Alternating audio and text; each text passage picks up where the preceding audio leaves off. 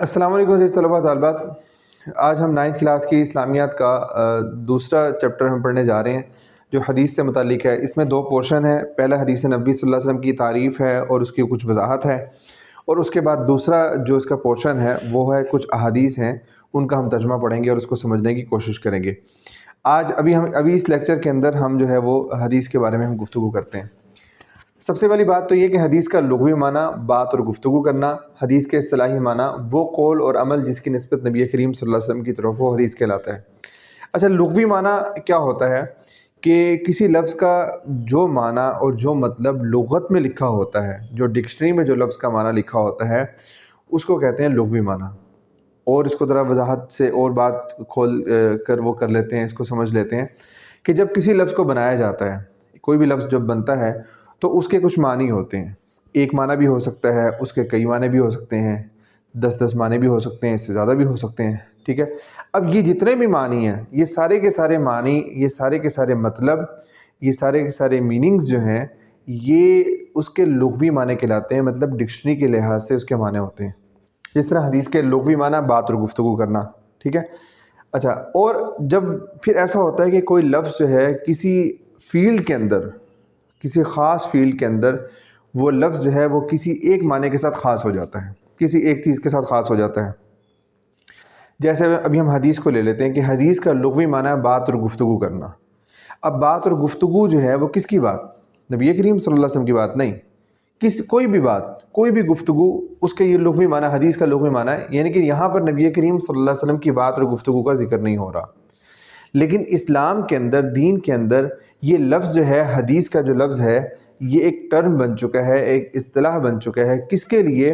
صرف نبی کریم صلی اللہ علیہ وسلم کی بات، آپ کی گفتگو، آپ کے قول، آپ کے عمل، یعنی کہ اس بات کے ساتھ خاص ہو چکا ہے جس کا تعلق، جس کی نسبت نبی کریم صلی اللہ علیہ وسلم کی ذات کے ساتھ ہو.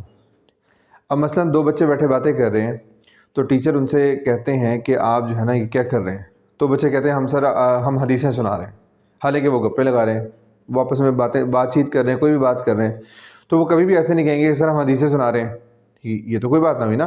کیا اب ان سے کہیں کہ وہی حدیثیں سنا رہے ہیں، اب ہم کہیں کیسے حدیثیں سنا رہے ہیں؟ تو وہ کہیں کہ ہم تو آپس میں بات اور گفتگو کر رہے ہیں، اور حدیث کا معنی بات اور گفتگو کرنا، لہذا ہم نے اس لیے کہا کہ ہم حدیثیں سنا رہے ہیں. نہیں، یہ بات غلط ہو جائے گی. کیوں؟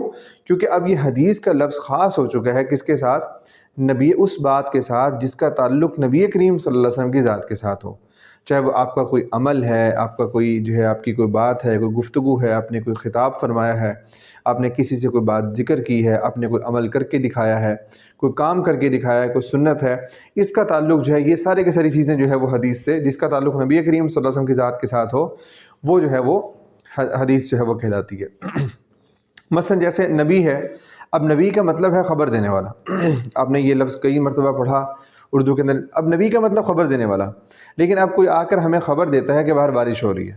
ٹھیک ہے، تو اب ہم اس کو یہ کہیں گے کہ یہ نبی ہے کہ کیونکہ اس نے خبر دی ہے، یہ خبر دینے والے کو نبی کہتے ہیں؟ نہیں، ہم ایسے نہیں کہیں گے. کیوں؟ کیونکہ اب نبی کا لفظ جو ہے اس کا مطلب بے شک خبر دینے والا ہے، لیکن یہ لفظ خاص ہو گیا ہے ان ہستیوں کے ساتھ جن کو اللہ تعالیٰ اپنی طرف سے نبوت عطا فرما کے دنیا میں بھیجتے ہیں.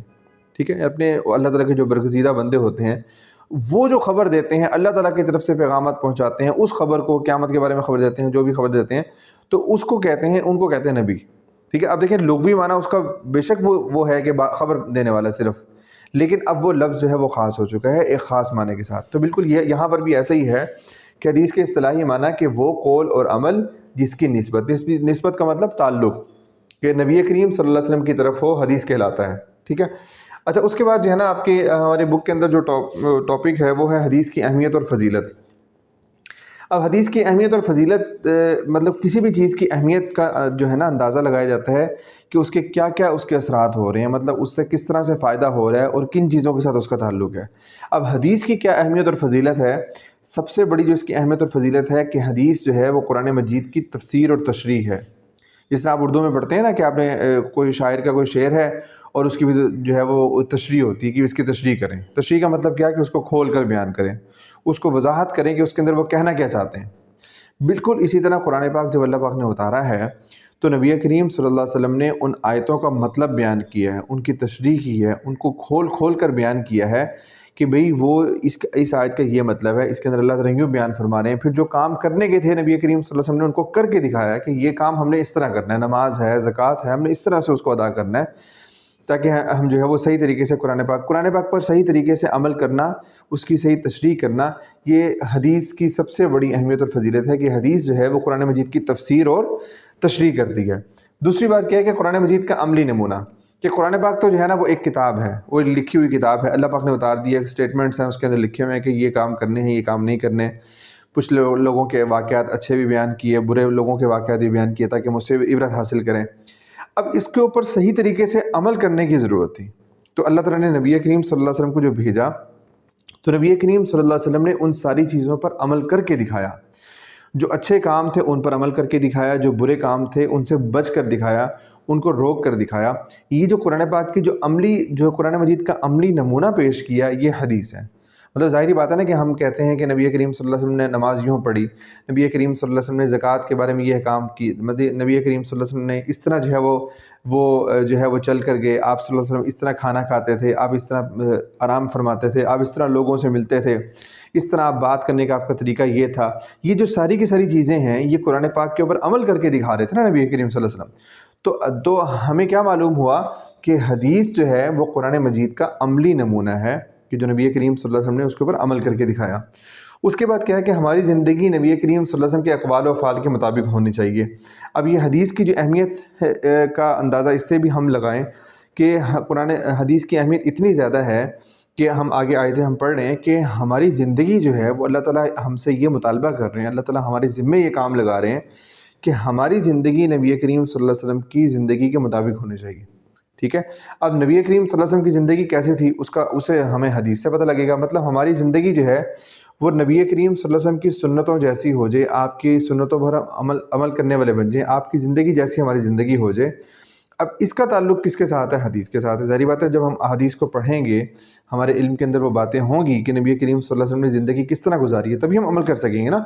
اچھا، اس کے بعد دیکھیں قرآن پاک کی 2 آیتیں ہم نے کتاب کے اندر ہماری لکھی ہوئی ہیں کہ حدیث کی اہمیت کا اندازہ اس سے ہوتا ہے کہ یا ایھا الذین آمنوا، اے ایمان والو، اطیعوا اللہ، تم اللہ کی اطاعت کرو، واطیعوا الرسول، اور رسول کی اطاعت کرو، ولا تبطلوا اعمالکم، اور اپنے اعمال کو ضائع مت کرو۔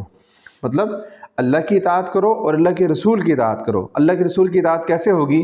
کہ جب ہمیں حدیثوں کا علم ہوگا، جب ہم احادیث تک جب ہم ان سے فائدہ حاصل کریں گے، ان کو پڑھیں گے، ان کا علم ہمیں ہوگا، تبھی نبی کریم صلی اللہ علیہ وسلم کی زندگی کا ہمیں پتہ لگے گا نا، کہ ہم تبھی آپ کی اطاعت کر سکیں گے۔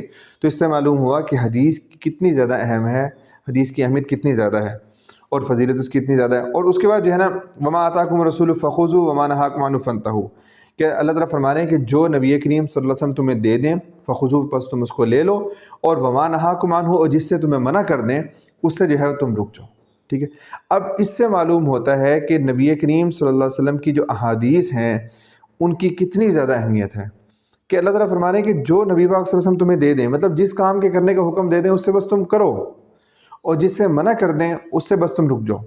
مطلب اس کے اندر ہمیں کوئی ذرا سا بھی اس کے اندر کوئی وہ نہیں ہونا چاہیے، کوئی شک نہیں ہونا چاہیے، کوئی ہمیں کسی قسم کی بھی جو ہے وہ پریشانی نہیں ہونی چاہیے کہ بس جو نبی کریم صلی اللہ علیہ وسلم نے فرما دیا بس ہم نے وہ کرنا ہے، پر نبی کریم صلی اللہ علیہ وسلم نے جن کاموں سے روک دیا تو ان سے ہم نے رک جانا ہے۔